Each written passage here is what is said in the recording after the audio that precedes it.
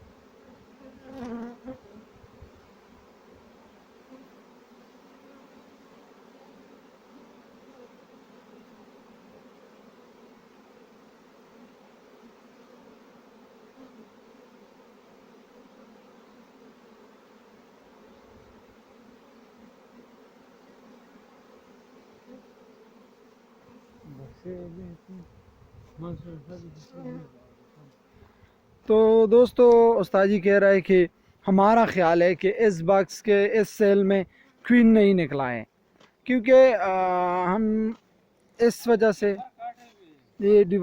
हमें इस वजह से ये डिसीजन लेना पड़ा कि इस बॉक्स के सारे बॉक्सों से हमने क्वीन का पर काटे थे और बहुत सारे मक्खियाँ जो है वो इधर ये बॉक्स के नीचे है, ये आप देख लें। तो जब भी सेल होता है तो उस बॉक्स के सामने मक्खियाँ नहीं होता है लेकिन इसके सामने मक्खियाँ, तो इसका यही हमने ये डिसाइड किया कि इस बॉक्स के क्वीन नहीं निकला है सेल के साथ। तो दोस्तों उम्मीद करता हूँ कि आपको ये वीडियो पसंद आया होगा। अगर पसंद आया तो प्लीज़ वीडियो को लाइक कर ले, अपने दोस्तों के साथ लाजमी शेयर करें।